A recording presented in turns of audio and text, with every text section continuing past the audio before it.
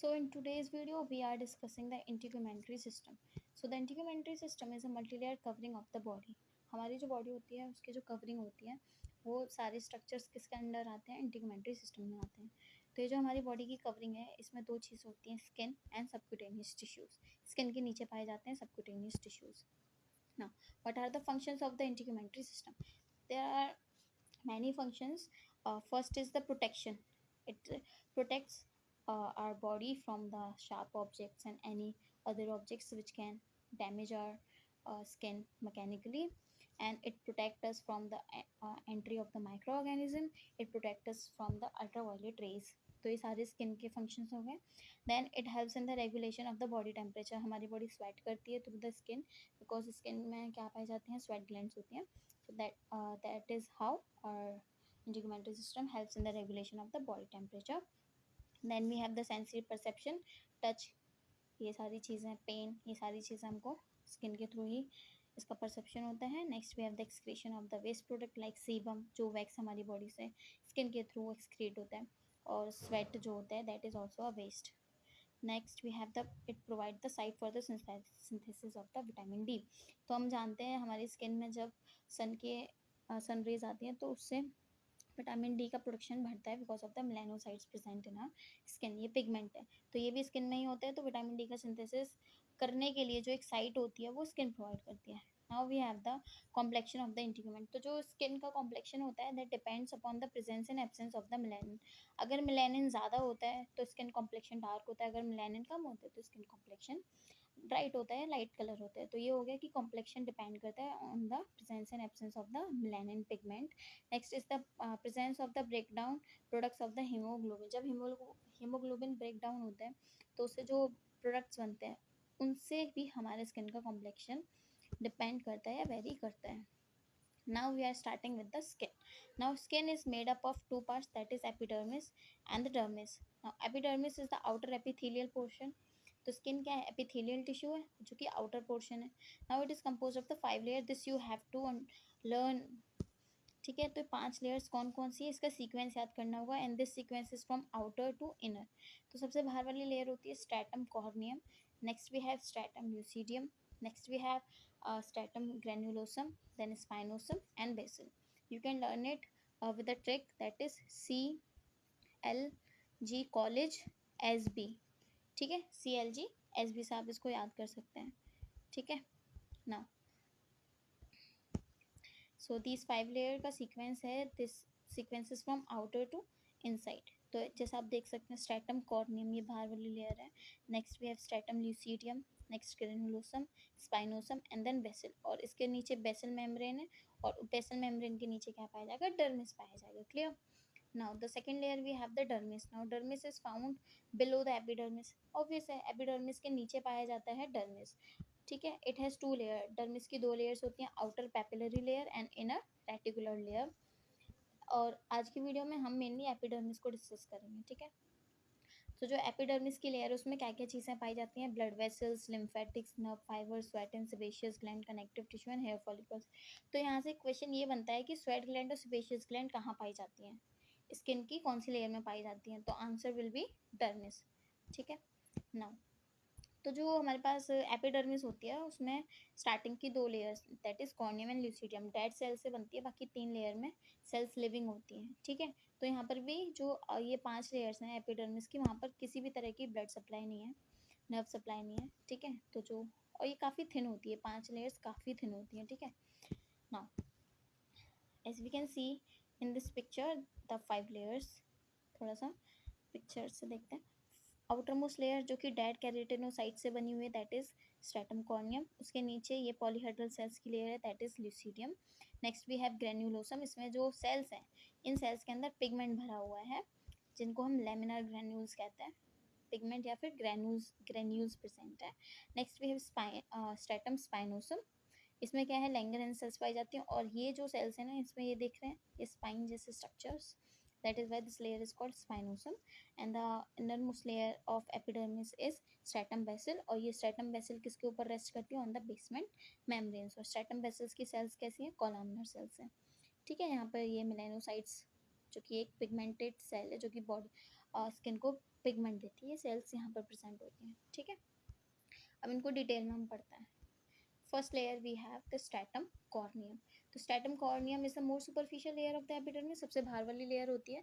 It made up of the flat and cornified dead cells, ठीक है। बाहर वाली लेयर डेड सेल से बनी होती है और ये सेल्स कैसी हैं, कॉर्निफाइड हो चुकी हैं, फ्लैट है। The cells are transformed into the hornified material, material है ये, ठीक है, केराटिन। तो ये जो सेल्स हैं इनके ऊपर क्या बन चुका है, एक मटेरियल आ गया है, उस मटेरियल का नाम क्या है, केराटिन। और केराटिन के बारे में सारा डिटेल याद करना है। It is an albuminoid protein, keratin एक प्रोटीन है, ठीक है, एल्ब्यूमिनोइड प्रोटीन है। Its fibres are derive from the stratified squamous epithelium, ठीक है। स्ट्रेटिफाइड स्क्वैमस एपिथेलियम से जो केराटिन के फाइबर्स बनते हैं। It is hard, elastic and resistance to the friction. अब ये केराटिन लेयर क्यों बनाई गई है, क्योंकि हमारी जो बाहर आउटर मोस्ट लेयर है वो रेजिस्टिव होनी चाहिए फ्रिक्शन के लिए, थोड़ी सी इलास्टिक होनी चाहिए और हार्ड होनी चाहिए obviously. Now the hardness is depends upon the sulphur content of the tissue. अब जो डेड सेल्स हैं इनमें जितना ज़्यादा क्या होगा, सल्फर प्रेजेंट होगा, उतनी ज़्यादा इसकी हार्डनेस होगी। और ये जो कैरेटिन है सबसे हार्ड कहाँ पर देखने मिलती है, हुप्स में, नेल्स में एंड क्लॉज में, ठीक है। Now the next layer we have the stratum lucidum, ठीक है। सबसे पहले हमने कौन सी लेयर पढ़ ली, स्ट्रैटम कॉर्नियम, जो कि क्या है, कैरेटिन लेयर उसके ऊपर पाई जा रही है और वो डेड सेल से बनी हुई है, ठीक है। और उसका मेनली प्रोटेक्शन का काम है और वो हार्ड होती है, हूप्स, नेल्स और क्लॉज में पाई जाती है। Now we have stratum lucidum. It is found only found in the thick epidermis. अगर एपिडर्मिस थिन होगी तो वहाँ पर स्ट्रैटम ल्यूसीडियम की लेयर आपको नहीं दिखेगी, लेकिन अगर एपिडर्मिस थिक है, ठीक है, तो वहाँ पर आपको क्या दिखेगा, स्ट्रैटम ल्यूसीडियम भी आपको विजिबल होगा। It is a inconstant layer, मतलब कहीं होती है कहीं नहीं होती है। It is made up of dying dead cells, ठीक है। इसमें कुछ तो सेल्स जो मर चुकी हैं, दैट इज़ डेड सेल्स, और कुछ सेल्स मर रही होती हैं, उनसे दोनों तरह की सेल्स होती हैं यहाँ पर।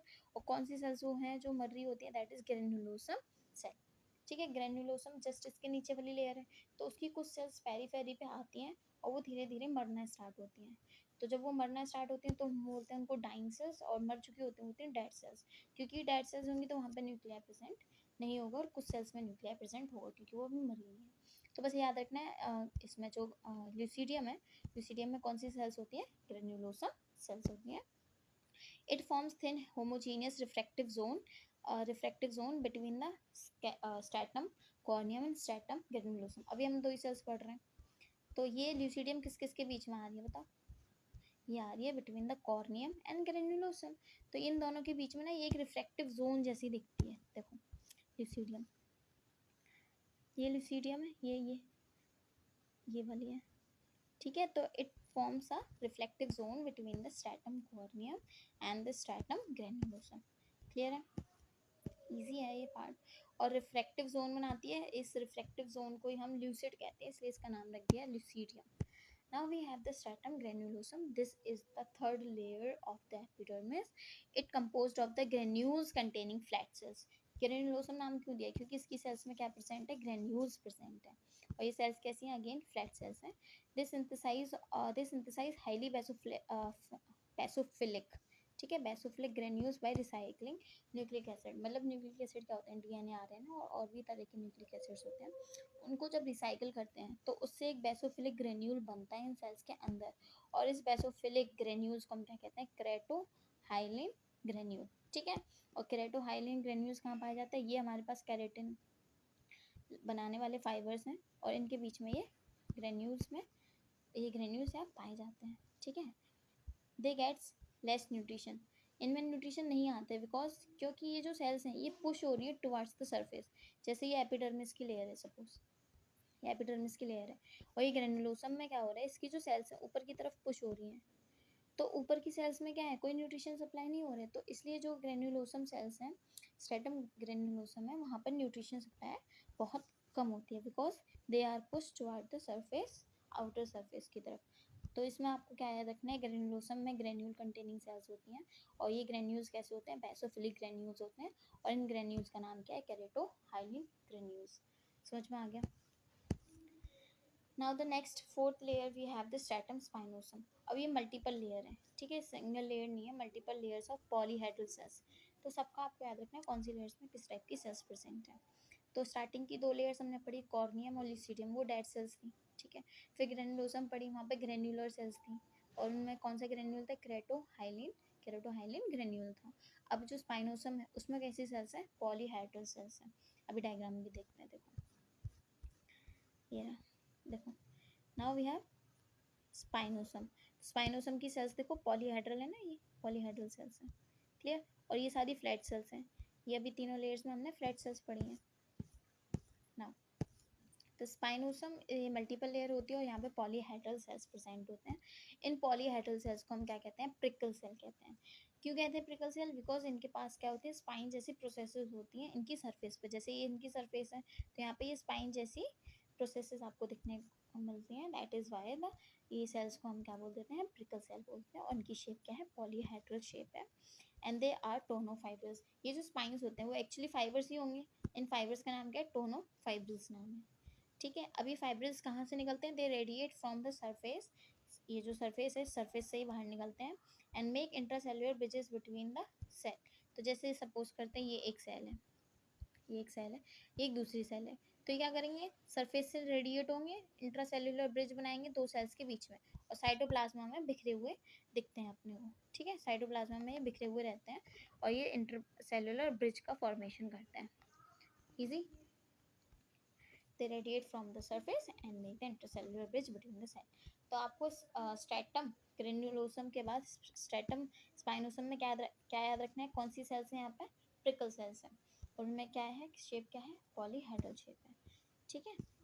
Now we have the last innermost layer of the epidermis is stratum basal। stratum basal क्या है, innermost layer है। It's composed of the moderately large, मतलब ज़्यादा छोटे भी सेल्स नहीं है, ज़्यादा बड़े भी सेल्स नहीं है, मतलब कॉलमनर सेल्स है जो कि थोड़े से बड़े होते हैं।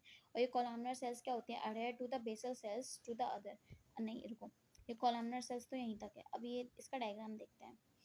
ये जो कॉलमनर सेल्स हैं स्ट्रेटम बेसल की, वो बेसमेंट मेम्ब्रेन के ऊपर रेस्ट करते हैं, क्लियर। ये बेसल सेल्स हैं, नीचे वाली लेयर होंगी बेसल सेल्स और जो ऊपर वाली लेयर होंगी सुपरफिशियल सेल्स होंगी, ठीक है। अब ये जो बेसल सेल्स जो होती हैं आपस में कनेक्ट होती हैं with the help of the desmosome. जैसे कि आप देख सकते हो ये एक सेल है बेसल सेल, ये दूसरी बेसल सेल है, ये आपस में कनेक्टेड है एक दूसरे से with the help of the structure called desmosomes ना। एक बेसल सेल और दूसरी बेसल सेल्स के बीच में कौन सी सेल्स आपको देखने मिलते हैं, डेंड्राइटिक मेलानोसाइट सेल्स देखने मिलती हैं। ये सेल्स क्या करती हैं, they provide pigment to the basal cell. Basal cell को पिगमेंट प्रोवाइड करेंगे during the proliferation and during the proliferation to the higher cells. होता क्या है कि ये जो मेलानोसाइट सेल्स हैं ये पहले बेसल सेल्स को पिगमेंट देंगी। अब जब ये प्रोलिफरेट कर जाएंगी, ये सेल्स अपने नंबर्स बढ़ा लेंगी, काफ़ी सारी हो जाएंगी, तब ये सेल्स पिगमेंट प्रोवाइड करेंगी हायर वाली सेल्स को, ऊपर वाली सेल्स को। तो पिगमेंट नीचे से ऊपर की तरफ होता है, ठीक है। तो समझ में आ गया, बेसमेंट मेम्ब्रेन के ऊपर रेस्ट करेंगी, नीचे वाली सेल्स को बेसल सेल बोलेंगे, ये आपस में सेल्स कनेक्ट होती हैं डेस्मोसोम से। और ये डेंड्राइटिक मेलानोसाइट्स हैं जो कि पिगमेंट देती हैं। अब क्या होता है, ये जो बेसल सेल है वो अडहेयर करती है बेसमेंट मेम्ब्रेन से with the help of the fringe like processes. तो ये बेसल सेल क्या कर रही है, बेसमेंट मेम्ब्रेन से अडहेयर कर रही है with the help of the fringe-like processes. Clear? Now, the stratum basal layer invaginate into the depression of the dermis by forming a finger-like invaginations called the epidermal papillae। अब कहने basal वाली cell क्या होती है, ऐसे नीचे dermis की तरफ ऐसे इन्वेजिनेट करती है, और ये इन्वेजिनेट कर रही है तो ये पैपिले बन रहे हैं, यहाँ पर ये पैपिले बन रहे हैं ऊपर, ये ऐसे पैपिले होते हैं, इनको एपिडर्मल पैपिले कहते हैं। और इसकी वजह से जो हमारी स्ट्रेटम बेसल है वहाँ पे वेवी अपीयरेंस अपने को देखने मिलती है। तो इसको डायग्राम में देख लेते हैं। तो ये जो इसकी बेसल सेल की ये जो मेम्ब्रेन है नीचे वाली, ये किसके अंदर जा रही है, डर्मिस के अंदर जाती है, ये ऐसे डर्मिस के अंदर जाती है और यहाँ पे वेवी अपीयरेंस मिलती है। और ये जो पैपिले बन रहे हैं, ये papillae, this papillae is called epidermal papillae. इसका हिस्टोलॉजिकल डायग्राम देखते हैं। ये बेसमेंट मेम्ब्रेन है, ठीक है, और यहाँ पे ये जो ये दिख रहे हैं ये पैपिले हैं, क्लियर है। So we have completed the epidermis। in the next video we will study the dermis पढ़ेंगे और फिर इसका मॉडिफिकेशंस पढ़ेंगे इंटीग्यूमेंटरी सिस्टम के, और हिस्टोलॉजी भी कवर करेंगे। Thank you.